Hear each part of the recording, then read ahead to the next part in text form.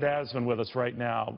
Bush 43 spokesperson Mercedes Schlapp, presidential historian Burt Folsom. David, what do you think? The shifting sand thing that we didn't appreciate the magnitude of it until after the fact.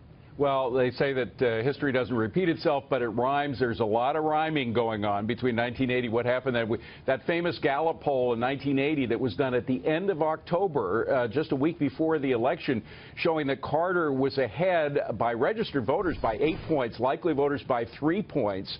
And, of course, he narrowed that lead as we came down and eventually won an overwhelming victory against Carter. So there is that comparison. There's also the general comparison. I'm sure Burt and Mercedes can get more into this, which is that Trump is a transitional president, the way that Reagan was transitional from the liberalism that preceded him. And Trump says he's going to be the same kind of transitional president from what we've had over the past 8 years, where government is increasing rather than decreasing. You know, Mercedes, looking at it, I know they're very different politicians, Ronald Reagan and, of course, Donald Trump. I mean, a lot of Reagan loyalists say, wait a minute, he's not in our camp and all. Having said that, though, there was a sort of a dismissive attitude about Ronald Reagan, even among Republicans, certainly going back to 1976. Now, of course, he rallied them around in 1980. But there were those who were grudgingly rejoining the fold very late that year. We're seeing that happen with Donald Trump, and it could be making a difference with his own party, right?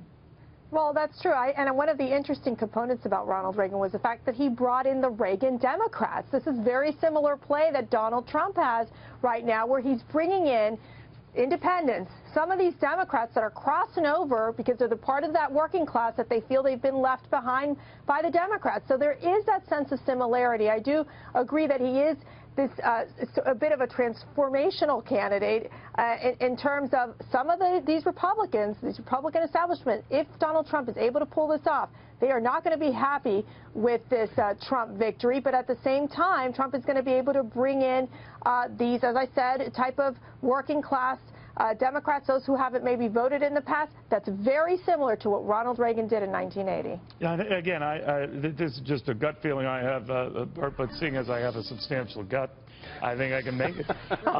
Burt, one of the things I'm looking at is just a weird feeling that something is shifting going on here. And oddly enough, it was before the expanded FBI probe of these emails. Maybe it was the Affordable Care Act, hiking premiums and all that other stuff. But that something was changing and turning. Now, this could be short-lived and be done with before we know it. But what do you think of that? And how did these phenomena start and ultimately end? Well, I think that there has been a shift. And there was a shift going on last week and is going on again this week. The parallel to Reagan and Carter is a good one.